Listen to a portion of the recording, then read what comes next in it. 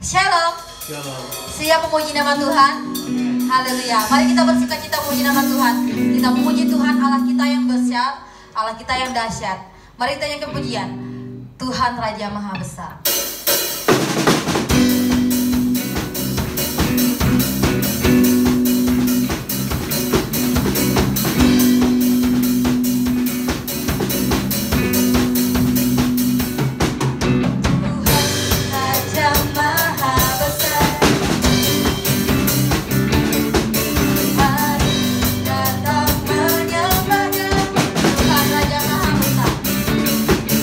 Tuhan Raja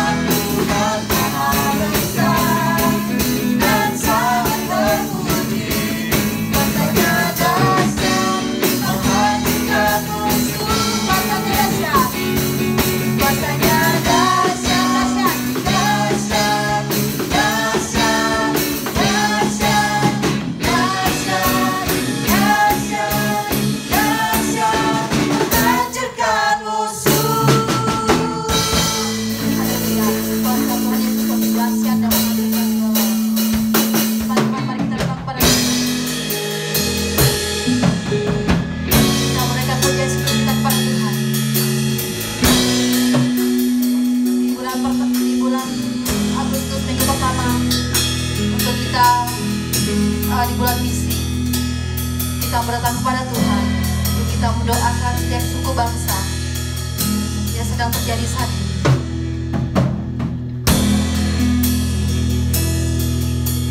Hanya Yesuslah yang layak ditinggi dan dipuji. Dialah yang layak disembah atas setiap suku-suku bangsa.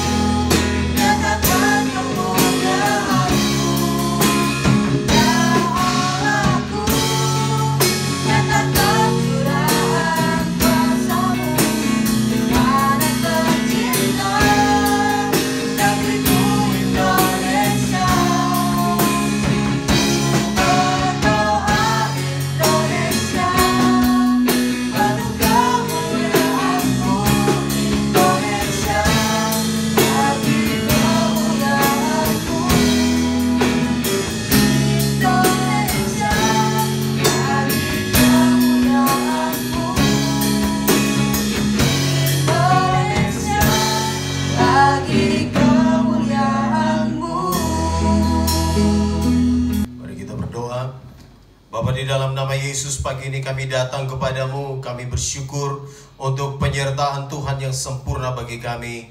Kami bersyukur karena kami sudah masuk di bulan yang baru. Di minggu pertama ini kami sungguh mengagungkan Engkau. Kami sungguh mengucap syukur untuk segala sesuatu yang Tuhan izinkan untuk kami lakukan di bulan kemarin. Dan kami sudah masuk di bulan yang baru ini. Bapa, kami datang menyerahkan hidup kami ke dalam tangan Tuhan. Kami bersyukur Tuhan untuk anugerah Tuhan, keselamatan, kekuatan, pengampunan yang Kau berikan bagi kami.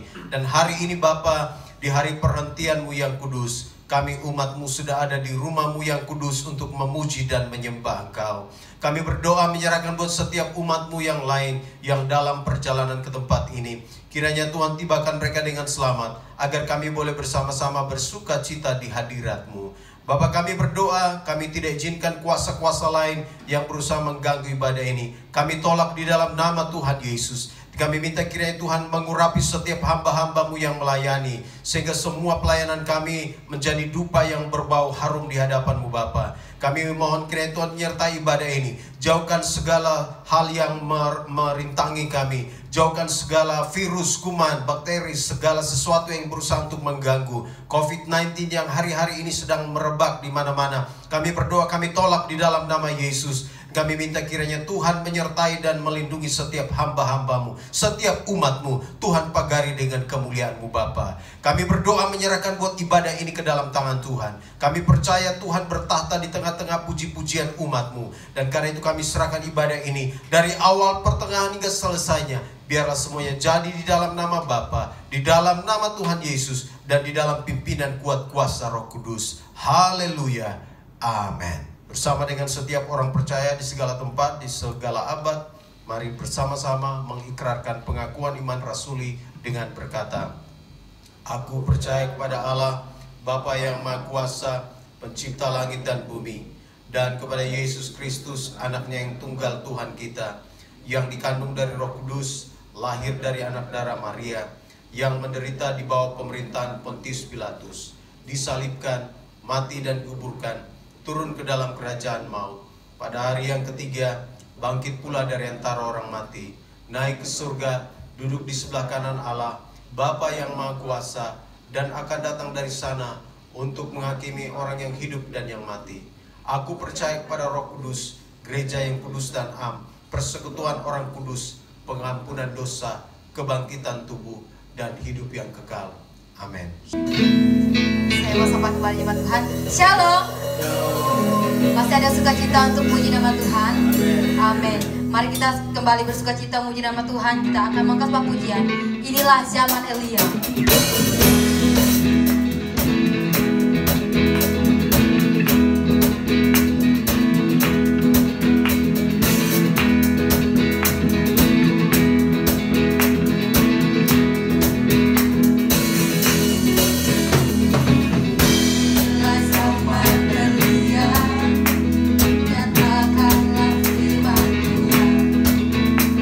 Dan inilah zaman hamba-Mu, Musa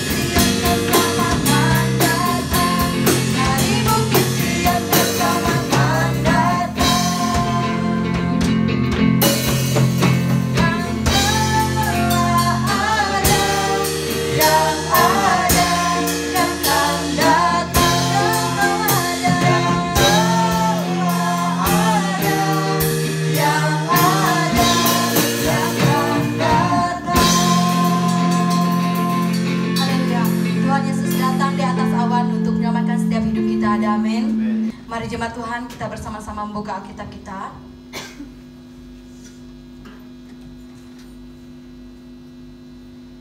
Kita buka Alkitab kita terambil dari Matius pasal yang ke-24. Matius pasal 24 ayat yang pertama sampai yang ke-14. Matius 24 ayat yang pertama sampai yang ke-14. Kita baca firman Tuhan ini secara bergantian. Saya akan bacakan ayat yang ganjil, jemaat Tuhan bacakan ayat yang genap. Matius 24 ayat yang pertama sampai yang ke-14.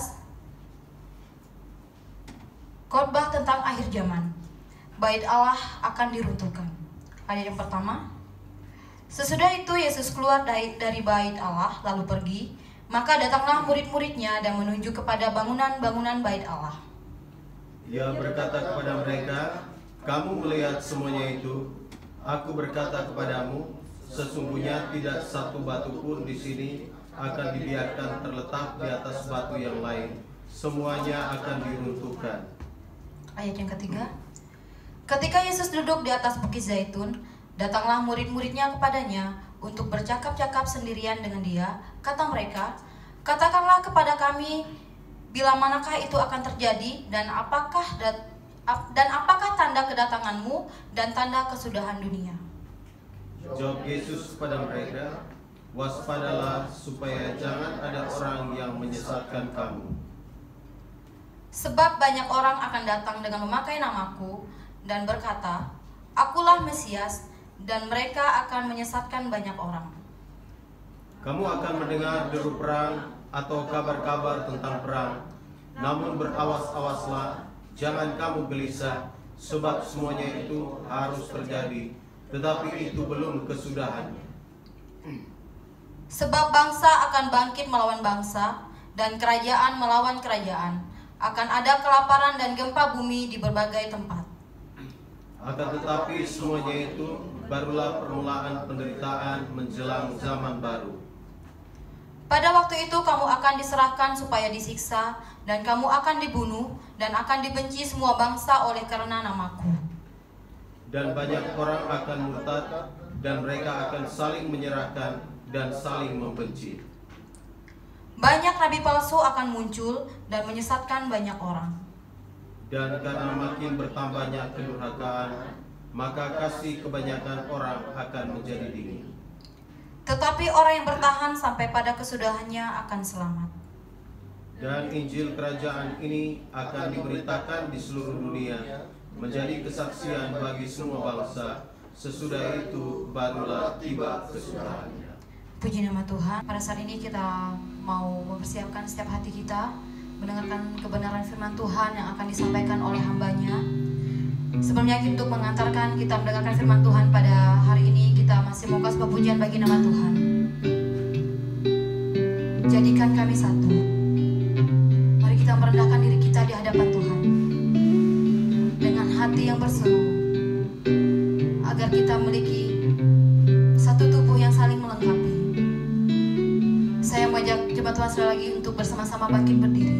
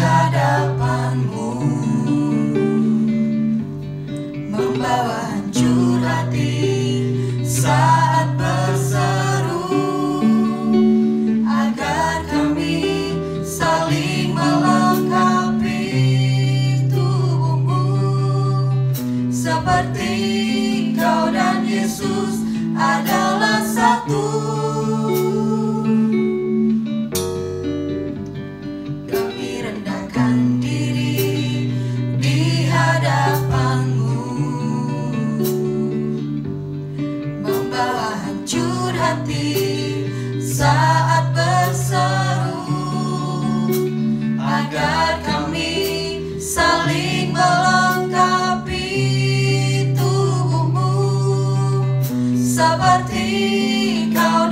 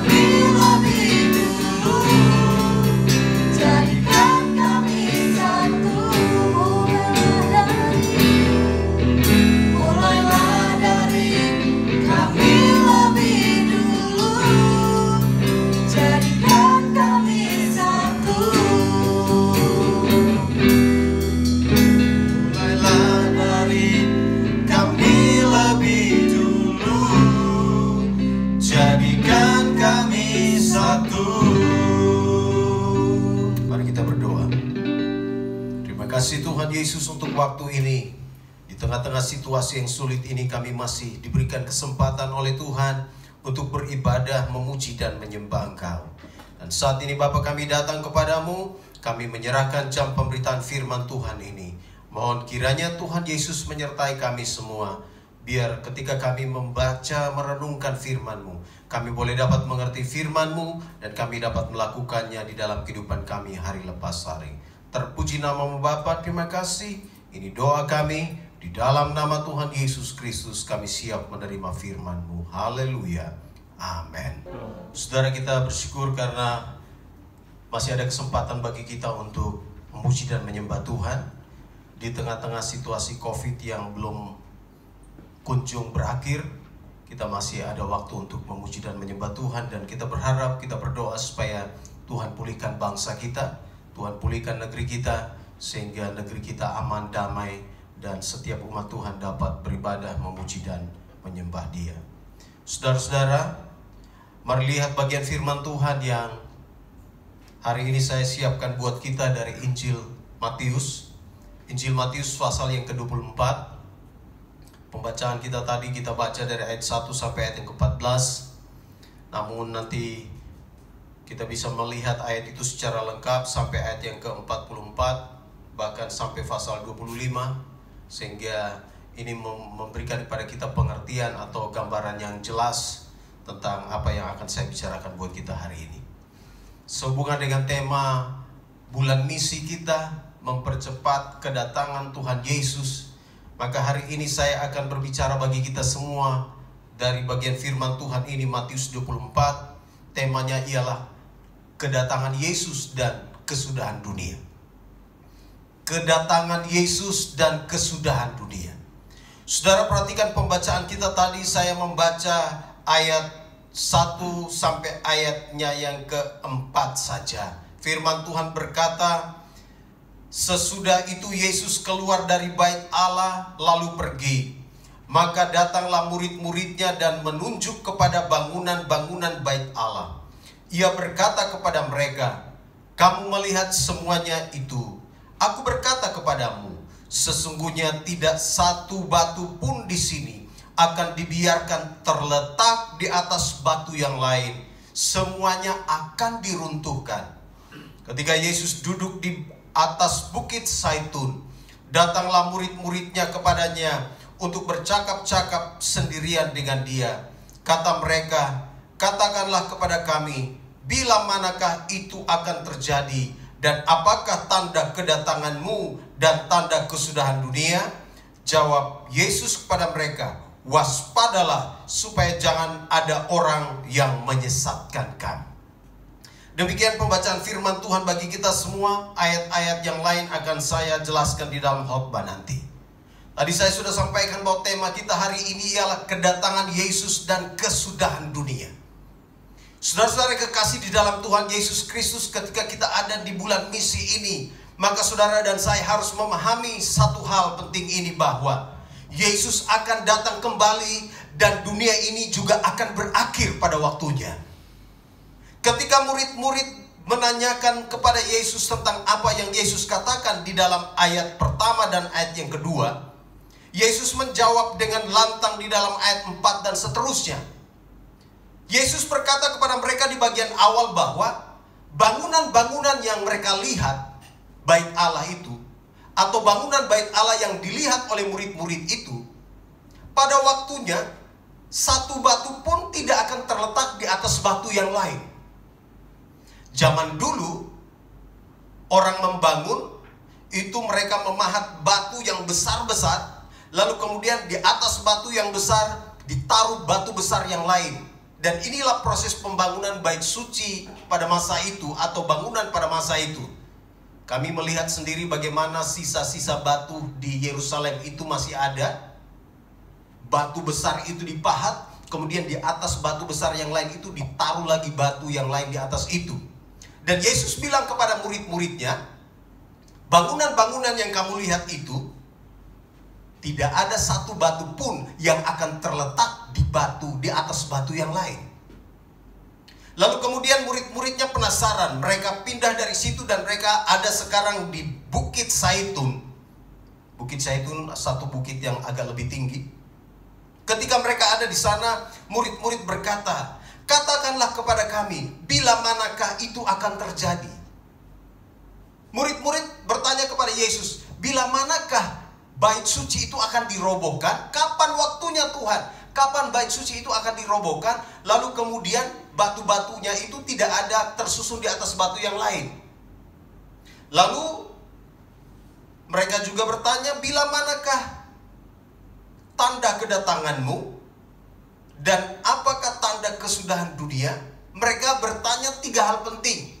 Yang pertama mereka bertanya, kapan bait suci itu akan diruntuhkan sehingga batu yang satu tidak terletak di atas batu yang lain. Yang kedua, apakah tanda kedatanganmu? Dan yang ketiga, tanda kesudahan dunia itu seperti apa? Yesus tidak menjawab langsung kapan tandanya, kapan waktunya bait suci itu akan dirobohkan, kapan dia akan datang kedua kali. Karena memang Alkitab berkata kepada kita semua bahwa saat kedatangan Yesus tidak ada seorang pun yang tahu. Saudara lihat di ayat 36. Tetapi tentang hari dan saat itu, saat di mana Yesus akan datang, tidak seorang pun yang tahu. Malaikat-malaikat di sorga tidak, dan anak pun tidak, hanya Bapa sendiri. Lalu kita melihat lagi di dalam ayat-ayat selanjutnya, di sana dikatakan bahwa Yesus akan datang sama seperti seorang pencuri yang datang. Saudara perhatikan di dalam ayat selanjutnya, di ayat yang ke-42, "Karena itu berjaga-jagalah, sebab kamu tidak tahu pada hari mana Tuhanmu datang. Tetapi ketahuilah ini, jika tuan rumah tahu pada waktu mana pada malam hari pencuri akan datang, sudahlah pasti ia berjaga-jaga dan tidak akan membiarkan rumahnya dibongkar. Sebab itu hendaklah kamu juga siap sedia, karena anak manusia datang pada saat yang tidak kamu duga."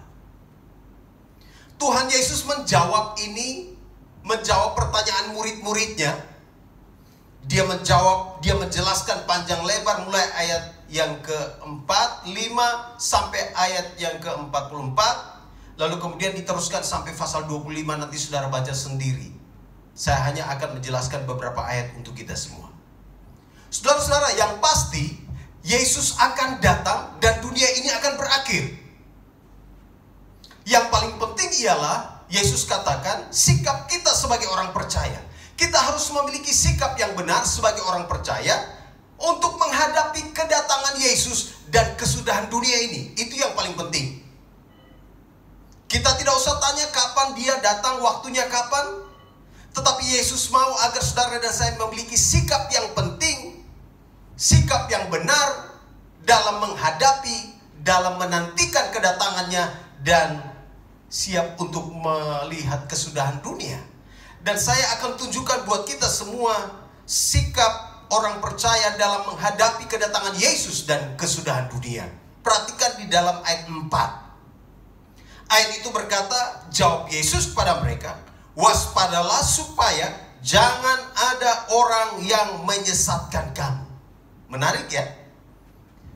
Murid-murid tanya, ini bangunan ini runtuhnya kapan? Kapan engkau datang kedua kali? Dan kapan kesudahan dunia? Yesus jawab, "Waspadalah supaya jangan ada orang yang menyesatkan kamu." Yesus sebenarnya sedang menunjukkan sikap penting dari orang percaya yang harus dimiliki dalam menghadapi kedatangannya dan juga siap untuk melihat kesudahan dunia. Sikap pertama di sini ialah, saudaraku yang kekasih, waspada terhadap penyesatan.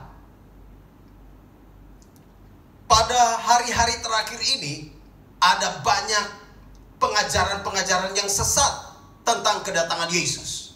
Betul?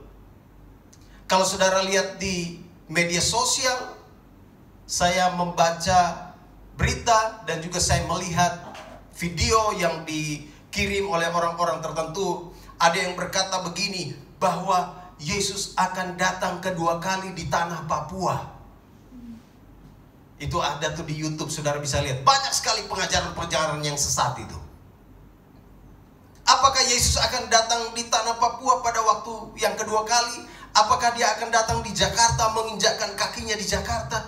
Apakah dia akan menginjakkan kakinya pada waktu kedatangan yang kedua di Sulawesi? Ada banyak orang mengembangkan pengajaran-pengajaran yang tidak benar, yang tidak sesuai dengan firman Tuhan. Dan Yesus berkata, waspadalah supaya jangan ada orang yang menyesatkan kamu. Saudara, ketika kita bicara tentang penyesatan, dulu sudah ada para penyesat. Yesus menegur orang-orang Farisi dan ahli-ahli Taurat. Yesus berkata bahwa mereka ini adalah penyesat-penyesat. Pada masa itu sudah ada penyesat. Perhatikan saudaraku yang kekasih di dalam pasal 23. Ini ada konteksnya ketika kita baca pasal 24. Konteksnya di dalam pasal 23. Yesus baru mengecam ahli-ahli Taurat dan orang-orang Farisi. Dia katakan kepada mereka, celakalah kamu, celakalah kamu, celakalah kamu, dan seterusnya. Lalu kalau saudara lihat di dalam ayat 15, perhatikan ini. Celakalah kamu, hai ahli-ahli Taurat dan orang-orang Farisi. Hai kamu orang-orang munafik, sebab kamu mengarungi lautan dan menjelajah daratan untuk mentobatkan satu orang saja menjadi penganut agamamu. Dan sesudah ia bertobat, kamu menjadikan dia orang neraka yang 2 kali lebih jahat daripada kamu sendiri. Orang-orang Farisi dan ahli-ahli Taurat dikecam oleh Yesus karena mereka giat sekali untuk mencari orang menjadi pengikut agama mereka. Ayat itu berkata, orang-orang Farisi dan ahli Taurat itu menjelajah daratan, mengarungi lautan untuk mentobatkan satu orang untuk menjadi pengikut agama mereka, penganut agama mereka. Tetapi setelah orang itu menjadi penganut agama mereka, orang ini dididik, diajar, dan bahkan menjadi lebih jahat daripada orang-orang Farisi dan ahli Taurat. Penyesatan pada saat itu sudah ada. Dan itu sebabnya saudara yang kekasih, Yesus berkata di dalam pasal 23 ayat 34. Sebab itu lihatlah, aku mengutus kepadamu nabi-nabi, orang-orang bijaksana dan ahli-ahli Taurat. Separuh di antara mereka akan kamu bunuh dan kamu salibkan. Yang lain akan kamu sesah di rumah-rumah ibadatmu, dan kamu aniaya dari kota ke kota, supaya kamu menanggung akibat penumpahan darah orang yang tidak bersalah, mulai dari Habel orang benar itu, sampai kepada Sakaria anak Berekia yang kamu bunuh di antara tempat kudus dan mesbah. Pada zaman dulu sudah ada penyesat, dan penyesatan itu masih akan terus terjadi. Dan Yesus berkata, ini tanda-tandanya. Tanda-tanda kedatangan Yesus, tanda-tanda kesudahan dunia, akan ada banyak penyesatan. Ada banyak orang yang mungkin secara kasat mata dia mengajarkan kebenaran, tetapi sebenarnya kebenaran-kebenaran itu telah dimodifikasi, yang akhirnya membuat orang-orang percaya sekiranya itu bisa tersesat. Perhatikan apa yang dilakukan juga oleh orang-orang Farisi dan ahli Taurat di dalam ayat yang ke-23, pasal 23. Celakalah kamu, hai ahli-ahli Taurat dan orang-orang Farisi. Hai kamu orang-orang munafik, sebab persepuluhan dari selasih, adas, manis, dan jintan kamu bayar.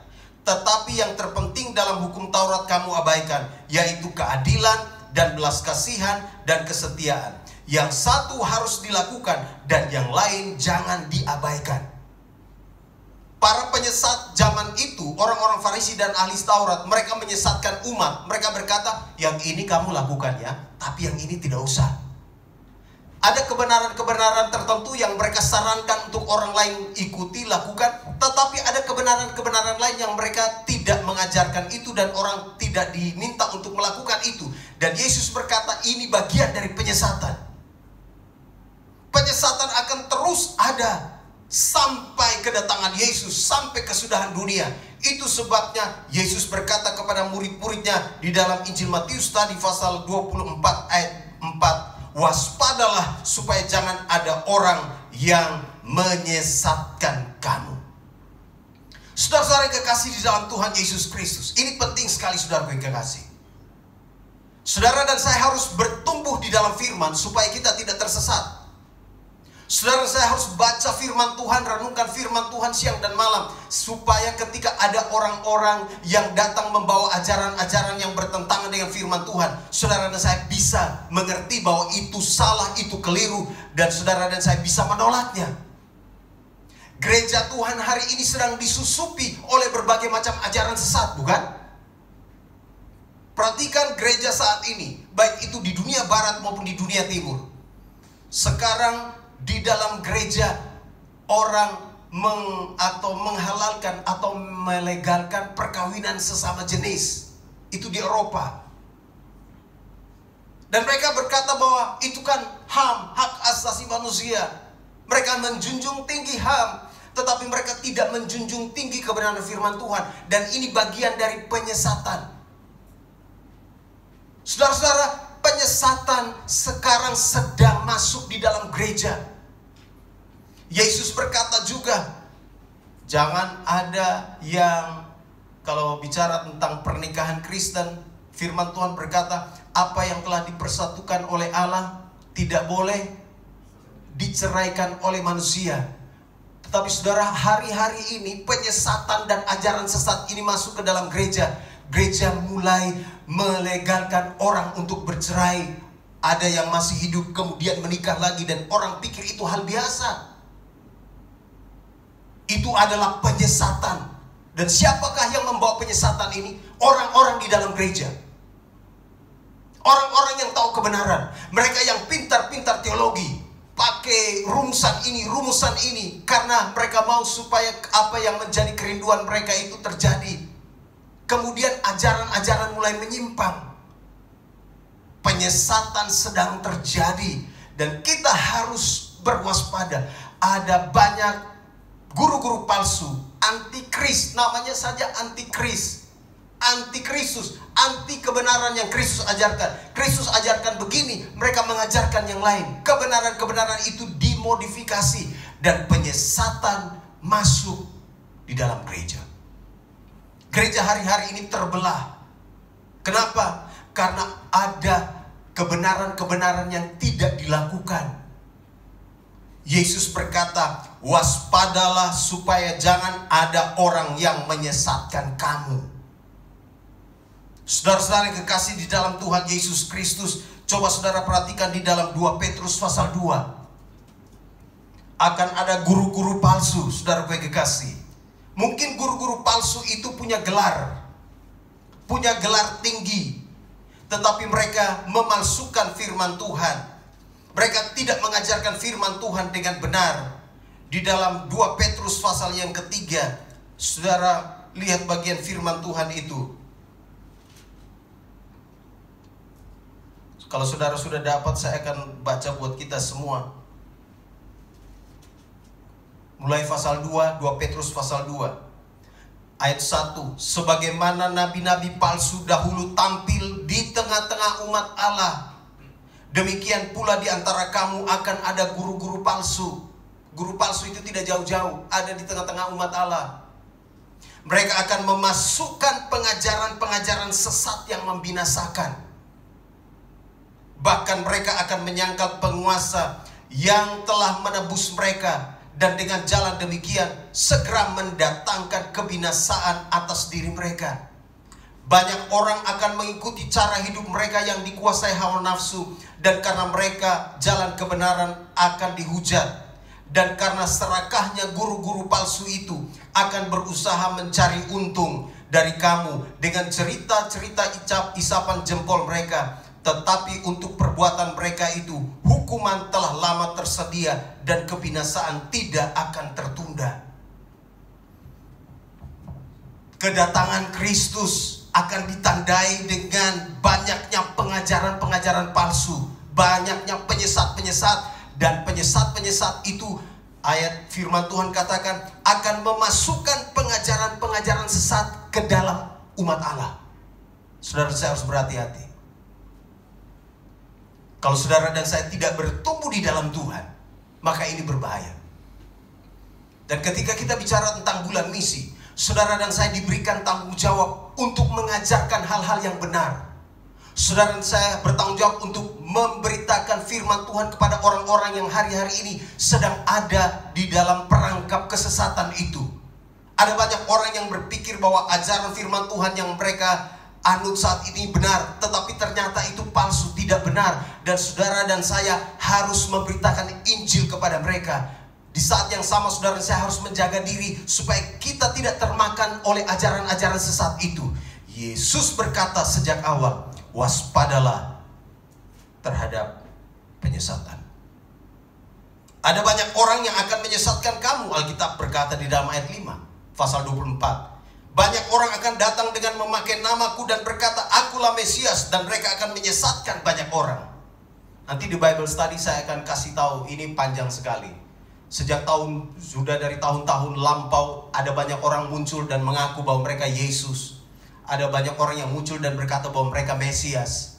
Dan itu sudah terjadi dan akan terjadi dan akan terus terjadi. Yesus berkata kepada setiap kita orang percaya supaya kita harus berhati-hati. Saudara dan saya, kita semua harus saling menasehati satu dengan yang lain. Kalau ada yang sudah mulai miring, harus nasihatkan dia supaya dia tidak menyimpang. Kalau ada yang mulai tersesat, saudara dan saya harus bawa dia kembali. Dan kita harus menyampaikan berita kebenaran ini kepada mereka. Yesus mengingatkan murid-muridnya tentang kedatangannya dan tentang kesudahan dunia. Waspadalah terhadap penyesatan.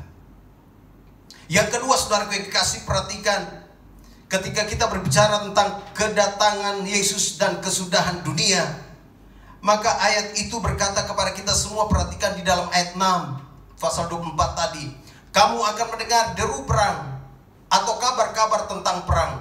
Namun berawas-awaslah, jangan kamu gelisah, sebab semuanya itu harus terjadi, tetapi itu belum kesudahannya. Saudara-saudara yang kekasih di dalam Tuhan Yesus, yang kedua, sikap dalam menghadapi kedatangan Yesus dan kesudahan dunia. Sikap kedua ialah bersiap menghadapi pergolakan dunia. Saudara, saya harus bersiap menghadapi pergolakan dunia, menghadapi dunia yang sedang bergejolak. Alkitab berkata bahwa akan ada perang. Bangsa akan bangkit melawan bangsa. Ini sudah terjadi dulu. Sekarang sedang terjadi dan akan terjadi. Dan Alkitab katakan itu belum kesudahannya.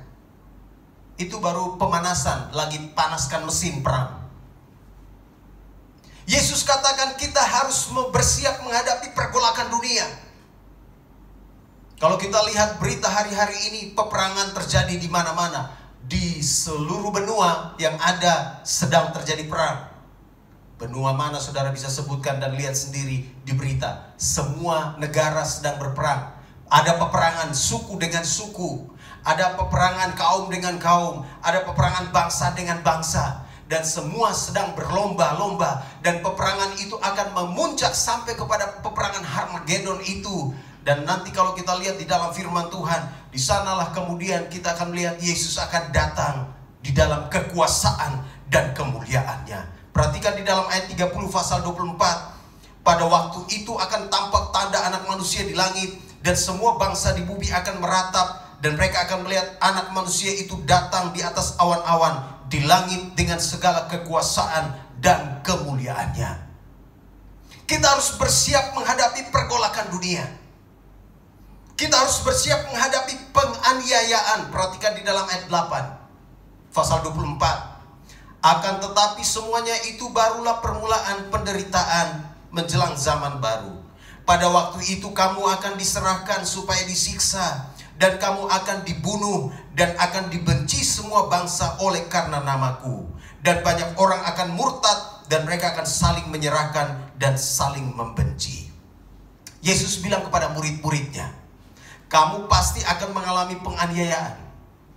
Saya kembali kepada peristiwa di mana Yesus berkata, bait suci ini akan diruntuhkan dan tidak ada satu batu pun yang akan tersusun di atas batu yang lain.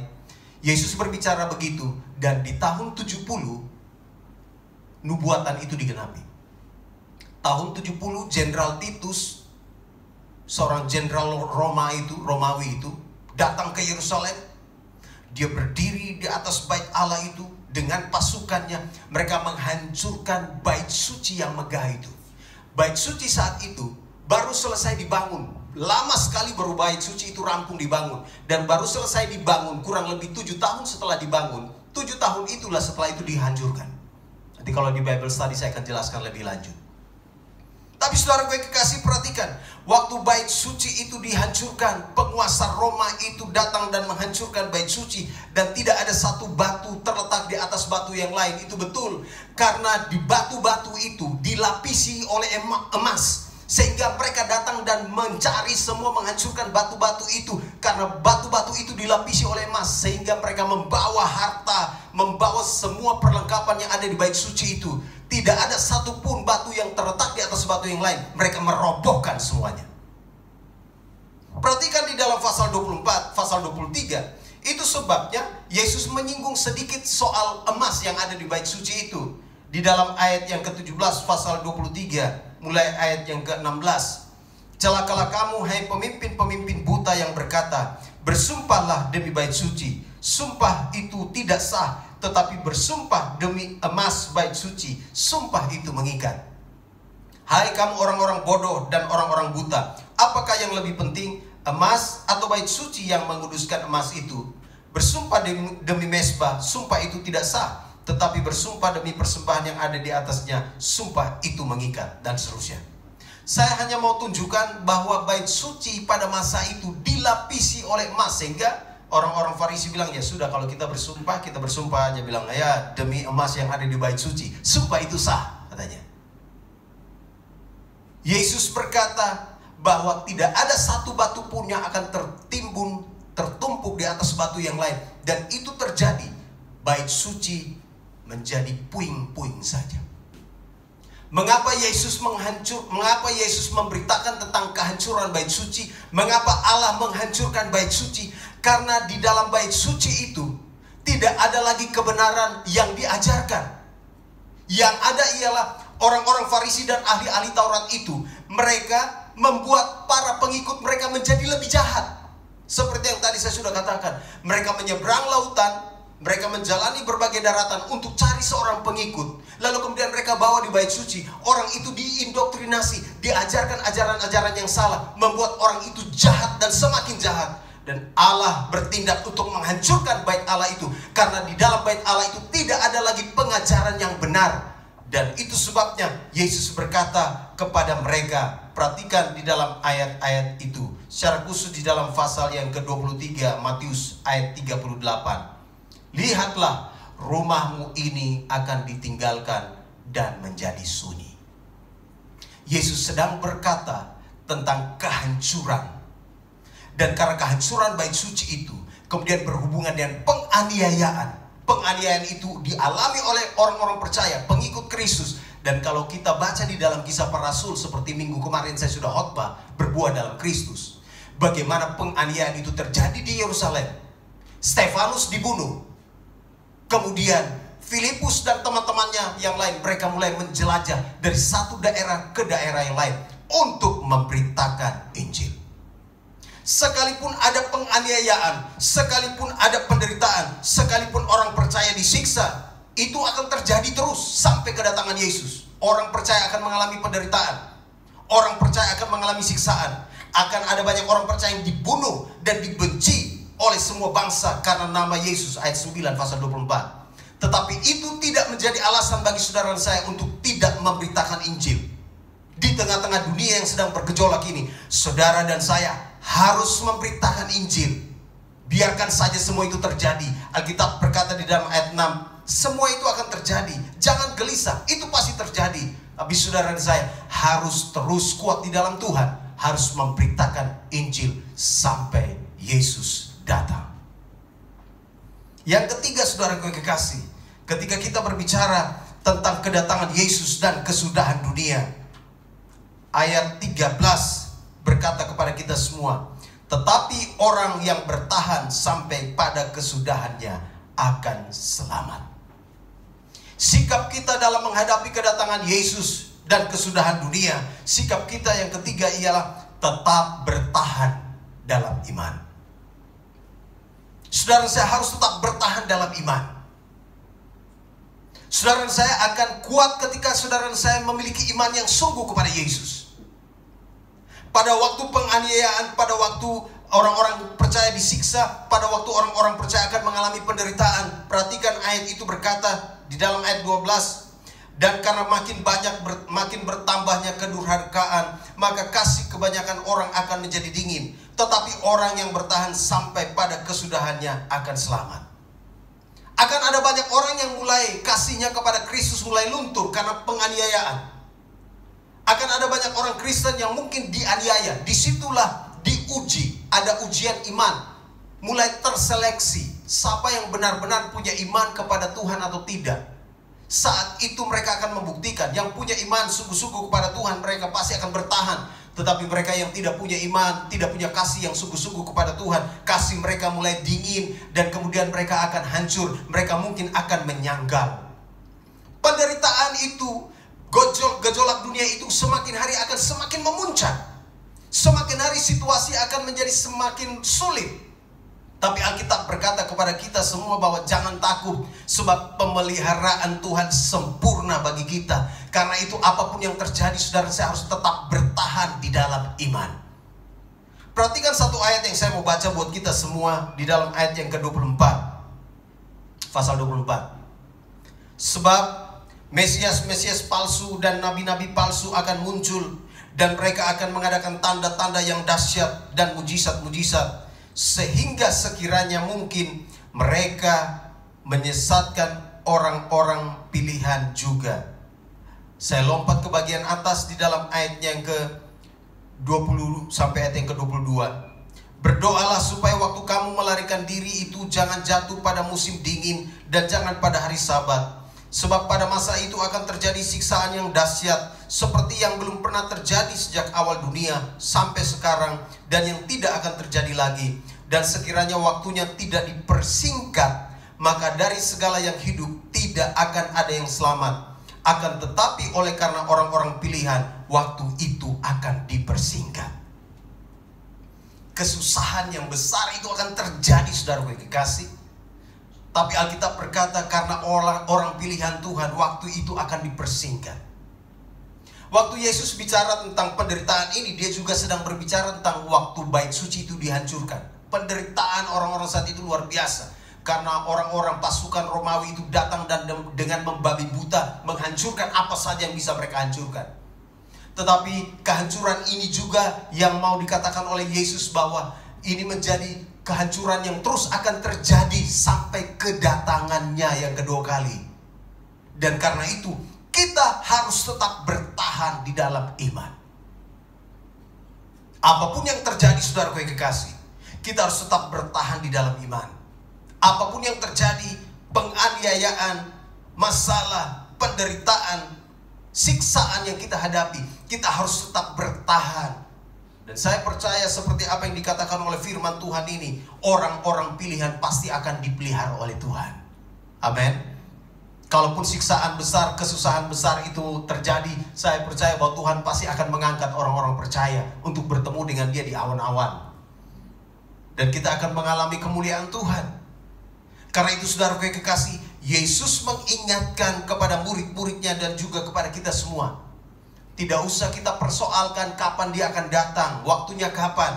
Tetapi yang harus kita miliki, sikap penting yang harus kita miliki ialah apapun yang terjadi, kita harus bertahan sampai kesudahannya. Yang terakhir saudaraku yang kekasih, sikap penting dalam menghadapi kedatangan Yesus dan kesudahan dunia. Perhatikan di dalam ayat yang ke-14. Dan Injil kerajaan ini akan diberitakan di seluruh dunia menjadi kesaksian bagi semua bangsa. Sesudah itu barulah tiba kesudahannya. Dengan kata lain, kalau Injil ini sudah didengar oleh setiap suku bangsa, mereka yang ada di pelosok-pelosok, di pedalaman, orang-orang yang luar biasa jauh dari jangkauan orang dari manusia. Kalau orang-orang itu semua, seluruh bangsa sudah dengar berita Injil, maka yang terjadi ialah sesudah itu baru tibalah kesudahannya. Menurut saudara, Injil sudah didengar oleh seluruh kaum di muka bumi atau belum? Injil sudah didengar oleh suku-suku bangsa di muka bumi atau belum? Sudah atau belum? Sudah? Saudara dan saya harus memberitakan Injil sampai ke seluruh dunia. Dan setelah itu baru tibalah kesudahannya. Tanda-tanda perang, oke, sudah. Tanda-tanda kelaparan, tanda-tanda penyakit, semua dunia sedang mengalaminya. Tanda-tanda itu semakin hari semakin akan terus bertambah. Dan berita Injil harus terus disebarkan sampai seluruh kaum di muka bumi ini. Setiap suku atau bahasa yang lain ialah setiap kaum, suku, bangsa harus dengar berita Injil itu. Dan ketika mereka mendengar, sudah ada kumpulan orang-orang yang terwakili, yang percaya kepada Kristus. Wahyu katakan mereka dari segala suku, bangsa, kaum memuji Dia. Keselamatan bagi Allah yang duduk di tahta domba itu, anak domba itu yang di tahta itu. Bahkan tibalah kesudahannya. Saya percaya bahwa kalau Injil sudah didengar oleh seluruh kaum di muka bumi, ayat ini akan digenapi. Kesudahannya akan tiba. Karena itu saudaraku yang kekasih, kita harus memberitakan Injil.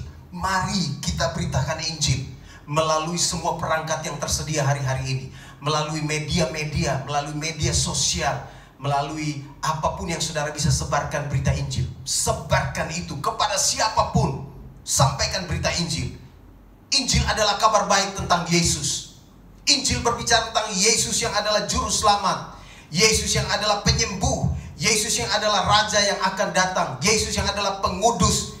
Injil tentang Yesus, Injil yang adalah Yesus itu harus diberitakan, supaya mereka yang mendengar, supaya mereka yang kemudian akan membuka hati percaya kepada Dia, diselamatkan, dan akhirnya kesudahannya tiba.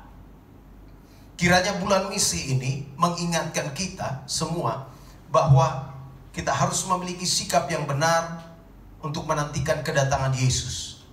Kita harus memiliki sikap yang benar untuk menghadapi kesudahan dunia. Dan saudara dan saya harus bertanggung jawab untuk memberitakan Injil ke segala kaum, ke segala suku, ke segala bangsa. Itu sebabnya saudara yang kekasih, Alkitab berkata kepada kita semua, Rasul Paulus berkata, celakalah aku kalau aku tidak memberitakan Injil. Saudara dan saya harus memberitakan Injil. Baik atau tidak baik waktunya, kita harus memberitakan Injil. Di bulan misi ini, mari kita pergunakan kesempatan untuk memberitakan Injil. Ada banyak jiwa yang terhilang. Ada orang-orang yang mungkin menjadi teman-teman kita yang belum tahu siapa Yesus. Mari kita beritakan Injil kepada mereka. Hari-hari ini saya melihat di YouTube, di media-media sosial yang lain, banyak sekali orang-orang, gelombang pertobatan orang-orang yang percaya kepada Yesus. Banyak sekali. Ada kesaksian-kesaksian yang luar biasa. Dan saya percaya sekali bahwa Injil hari-hari ini sedang disebarkan. Dan lihat, tidak lama lagi kesudahannya akan tiba. Karena itu mari bergerak bersama untuk memberitakan Injil. Kiranya firman Tuhan ini akan meneguhkan kita semua. Amin. Mari kita berdoa. Bapa, di dalam nama Yesus, saat ini kami datang kepadamu. Kami bersyukur untuk firman-Mu yang mengingatkan kami bahwa Engkau pasti datang kedua kali. Kesudahan dunia akan tiba. Dan karena itu sebagai orang-orang percaya, kami harus memiliki sikap yang benar. Kami harus memiliki sikap yang tepat untuk menghadapi situasi yang ada ini. Kami harus menjadi saksi Kristus. Kami boleh memberitakan firman Tuhan. Kami harus menjadi terang dan garam bagi dunia yang sedang ada di dalam kehancuran. Terpuji nama Bapa, terima kasih. Meteraikanlah firman Tuhan ini, dan biarlah hari ini kami semua diberkati oleh Tuhan. Terpuji nama Bapa, terima kasih. Demi nama Tuhan Yesus Kristus, kami berdoa dan mengucap syukur kepada Bapa di surga. Haleluya. Amin. Kita akan masuk di dalam perjamuan kudus hari ini. Saya berharap ketika saudara masuk, bagi saudara yang sudah siap untuk mengambil bagian dalam perjamuan kudus hari ini, mereka yang sudah biasa mengikuti perjamuan kudus hari ini, diberikan kesempatan untuk mengambil bagian. Waktu saudara masuk tadi di bagian Aser ada ayat firman Tuhan, dan juga ada roti dan anggur yang sudah digabung jadi satu. Ambil kesempatan untuk membaca ayat itu sebelum kita masuk di dalam perjamuan hari ini. Dan mari menyanyikan pujian ini bersama-sama karena salib.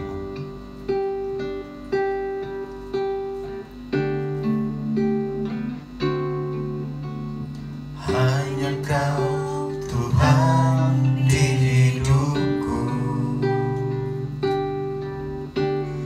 Kau berikan hidup yang baru. Darah-Mu menyucikan, pulihkan hatiku. Ku nyatakan Kaulah segalanya. Engkaulah sumber pengharapan. Kuasa-Mu sanggup menyembuhkan jiwaku pun berserah hanya kepadamu. Yesus, Kaulah segalanya.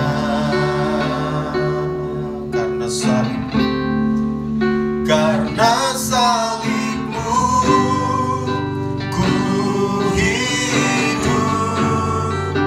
Karena salib-Mu ku menang. Engkau yang berkuasa, sanggup untuk melakukan mujizat. Karena salib-Mu, karena salib-Mu ku hidup. Karena salib-Mu ku menang. Engkau yang berkuasa, sanggup untuk melakukan mujizat-Mu di hidup. Mari jemaat Tuhan berdiri bersama-sama, nyanyikan pujian ini dari awal. Hanya Kau Tuhan di hidupku, Kau berikan hidup yang baru. Darah-Mu menyucikan, pulihkan hatiku. Hanya Kau Tuhan di hidupku, Kau berikan hidup yang baru. Darah-Mu menyucikan, pulihkan hatiku.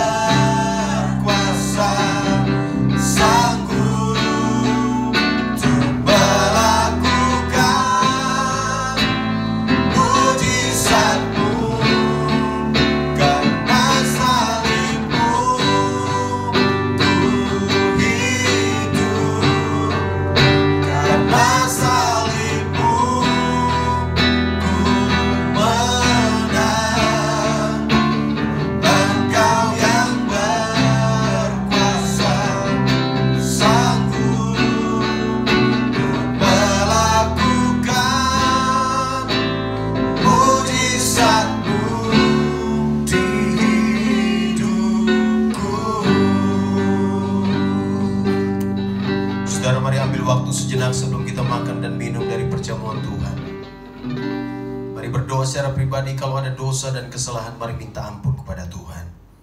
Sebab Alkitab berkata, barang siapa dengan cara yang tidak layak makan roti atau minum cawan Tuhan, ia berdosa terhadap tubuh dan darah Tuhan. Karena itu hendaklah tiap-tiap orang menguji dirinya sendiri, dan baru sesudah itu ia makan roti dan minum dari cawan itu. Karena barang siapa makan dan minum tanpa mengakui tubuh Tuhan, ia mendatangkan hukuman atas dirinya. Sebab itu banyak di antara kamu yang lemah dan sakit, dan tidak sedikit yang meninggal. Kalau kita menguji diri kita sendiri, hukuman tidak menimpa kita. Ambil waktu sejenak di hadapan Tuhan, berdoa secara pribadi, bereskan hati di hadapan Tuhan. Kalau ada dosa dan kesalahan, minta ampun. Dan setelah itu baru kita makan dan minum bersama-sama. Mari ambil waktu untuk berdoa.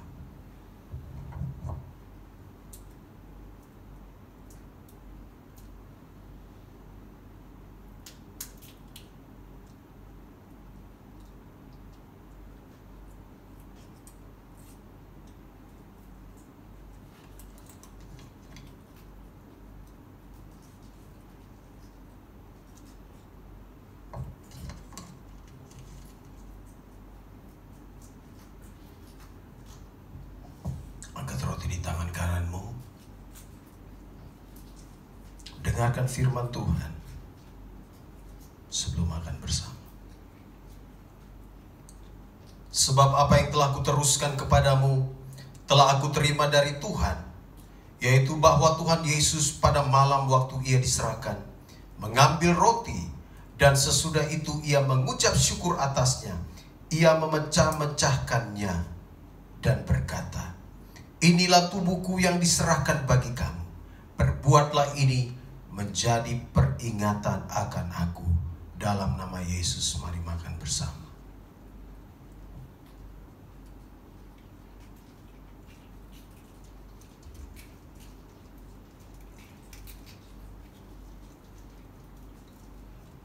Persiapkan cawan saudara sebelum kita minum. Dengarkan firman Tuhan.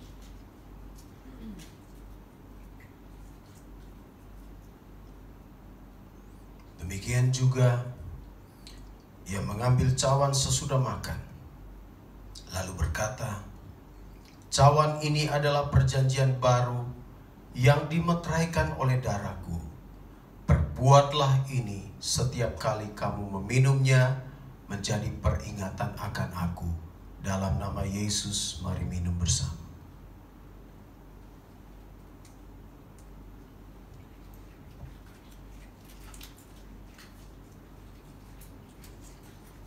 Firman Tuhan berkata, sebab setiap kali kamu makan roti ini dan minum cawan ini, kamu memberitakan kematian Tuhan sampai ia datang. Dengan kata lain, saudara-saudara dan saya yang sudah makan dan minum dari perjamuan Tuhan, kita diberikan tanggung jawab untuk memberitakan Injil, memberitakan tentang kematian Tuhan sampai ia datang, seperti yang saya sudah khotbahkan hari ini. Ambil waktu sejenak, berdoa di hadapan Tuhan, bersyukur untuk perjamuan yang sudah kita ikuti bersama. Kalau ada yang punya pergumulan khusus, kalau ada yang punya beban khusus, kalau ada yang sakit, kalau saudara sedang bergumul dan mendoakan seseorang yang sakit atau yang sedang punya pergumulan berat, bawa setiap doa-doa saudara saat ini. Percayalah bahwa Yesus sudah menyelesaikan setiap beban-beban kita. Di kayu salib dia sudah menanggung dosa kita.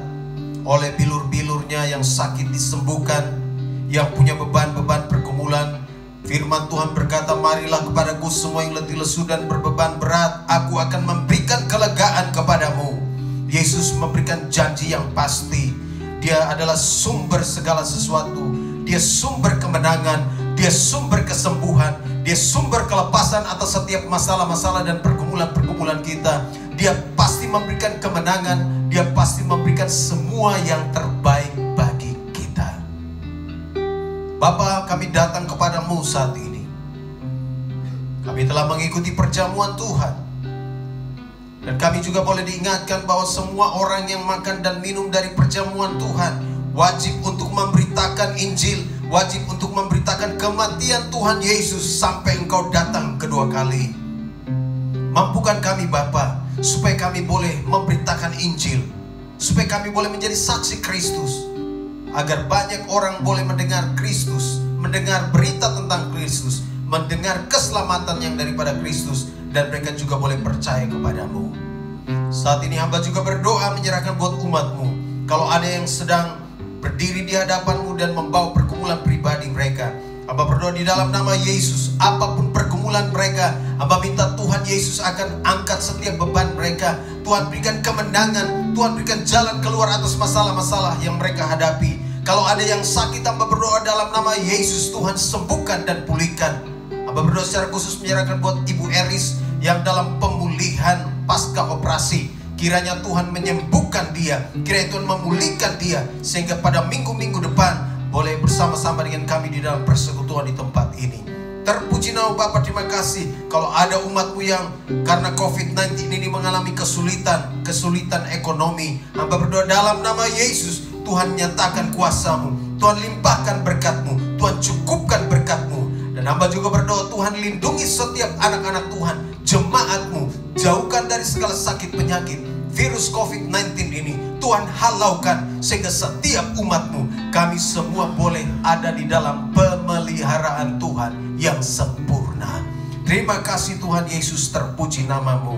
Ini doa syukur kami. Kami bersyukur untuk firman Tuhan yang sudah kami dengar. Kami bersyukur untuk perjamuan Tuhan yang sudah kami ikuti. Ini doa kami Bapa, demi nama Tuhan Yesus Kristus kami berdoa dan mengucap syukur. Haleluya. Amin. Ya, demikian atas pengumuman sudah kita dengarkan, dan kita bersyukur atas firman Tuhan. Terlebihnya kita bisa menikmati perjamuan kita. Dan pada saat ini kita mau memberikan terbaik bagi nama Tuhan. Kita mau menjalankan kantong persembahan kita. Kantong persembahan dijalankan 2 kantong persembahan, dan di depan tersedia kotak untuk mendukung pelayanan misi. Kita akan menyanyikan dalam kemenangan iman nomor 238. Siap, mari kita lakukan.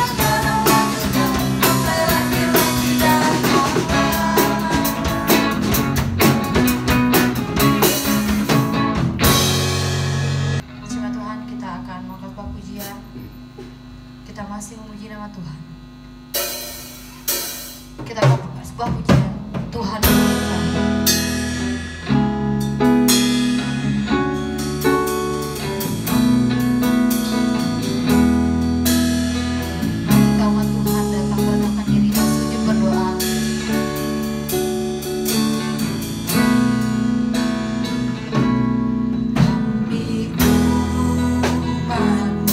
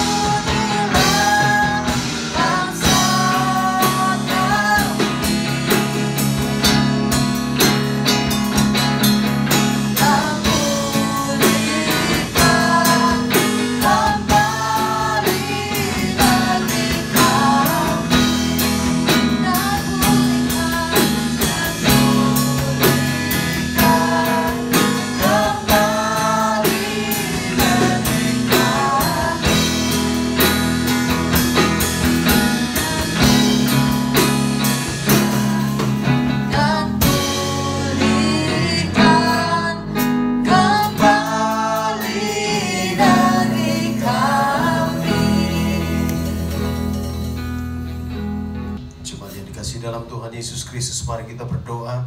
Bapa, di dalam nama Yesus, terima kasih untuk penyertaan Tuhan yang sempurna bagi kami.